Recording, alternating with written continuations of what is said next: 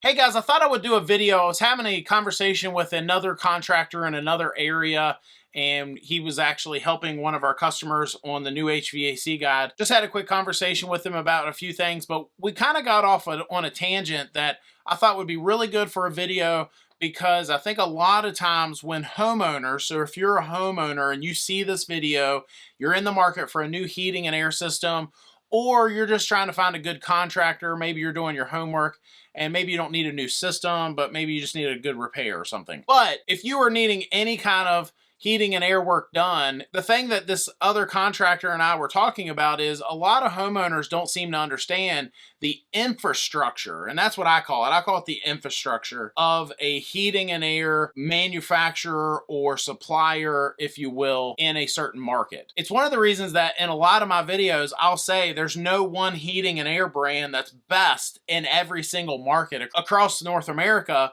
because brand X could be amazing in this market and they make amazing products and they're just there for you. And then you go to the next state over and you can't even get parts for that product or that brand, right? It's just a nightmare. So again, I don't think there's any one brand. If you're just looking at brands, who's good, who's bad, I don't think there's any one brand that's best in every market. But I do think there are 5 things that you could look for in a heating and air brand that affects how good or bad they are in a certain market.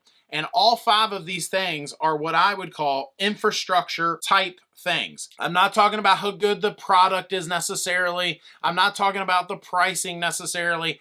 I'm talking about all the behind the scenes stuff that is actually, in my opinion, way more valuable than the actual product itself. So let's go through this. The 5 things that you should be looking at infrastructure wise to decide if a brand or contractor is best for you in your market. Number 1, when we're talking about the infrastructure for a particular brand or product, I think the manufacturer makes a big difference.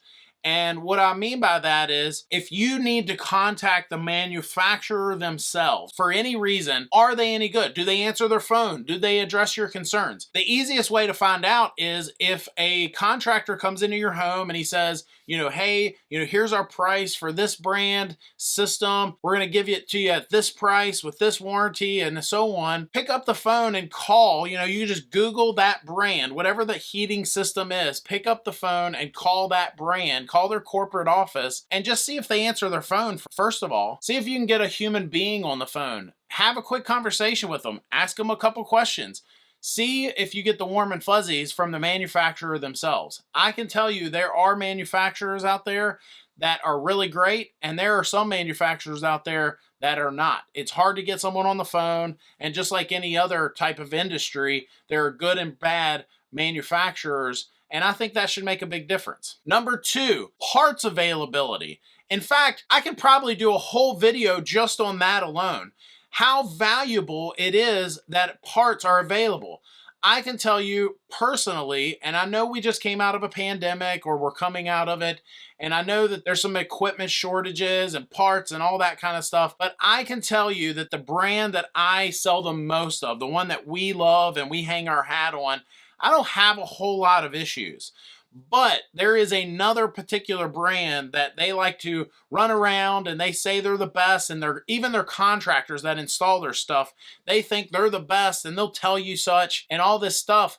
I can tell you I ordered a little part, just a little control board for that brand back in January, and here we are almost to the end of April, and we finally got the part a few days ago. I mean, it took forever. So I'm sure they had their reasons. But the other thing that it was frustrating was they didn't even tell me. If they would have said to me, if they would have been honest and upfront and said, hey, it's going to take a while for you to get that part, I could have said to my customer, hey, just so you know, it's going to be a while. They've had some problems. This is going on. It's going to be a while. But instead, they tell us, oh yeah, well, it's on back order, but you'll have it in 2 weeks. And then 2 weeks goes by. And then you call them and they're like, oh yeah, something happened, and it's actually going to be next month now.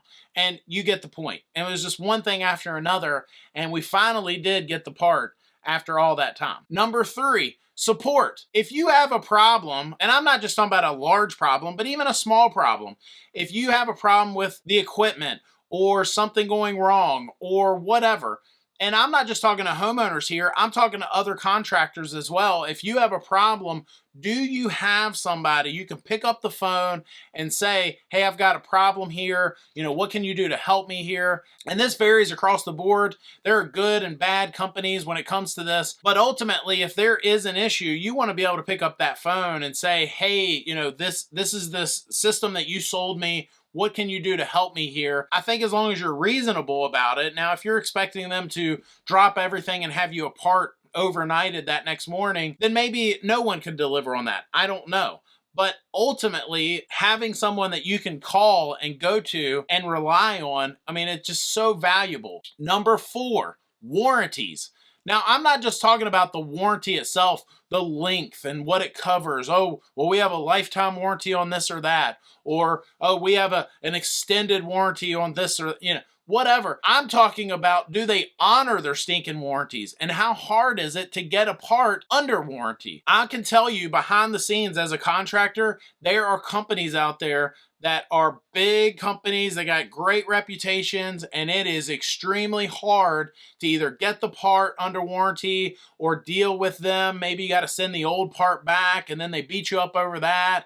Or they got a ton of paperwork or some goofy website that you got to fill out. My favorite thing is if I have a part that has gone bad and it's under warranty, it is so refreshing when you just call it in and you say, I've got this bad part. Even if they need the old one, there's very little paperwork, if any, and they don't beat you up. They send you what you need and you can get that customer happy again. So valuable. So valuable. And then finally, the 5th thing in this whole infrastructure model that I think is valuable when you're talking about one brand versus another, and that is continuing education. And you as a homeowner, you may not necessarily care per se, but it actually should make a big difference to you if that company or manufacturer is taking care of their contractors, the folks that are installing your stuff, so that way when new stuff does come out, you are being protected.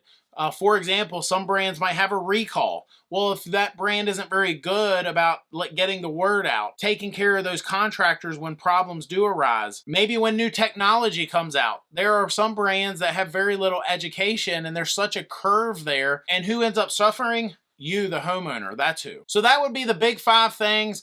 I remember doing a video years ago where I talked about, ductless brands, and I was talking about how, yeah, there might be products that are just as good as, say, this brand or that brand, but the infrastructure that brand brings to the table is so much higher than what these other ones are bringing to the table. And that is just so much more valuable, I think. It's not just the product anymore. It's sort of like if you went and bought a Toyota car tomorrow and you brought it home and you found out that there's something wrong under the hood, but then there's no one you could call. There's no dealership that you could take it to and get that straight. It would just be an absolute nightmare. Same goes for heating and air. You need good infrastructure. It's very valuable, and it ultimately means that you're going to be happy with your purchase at the end of the day. Hope that helps. Thanks for watching. We'll see you next time.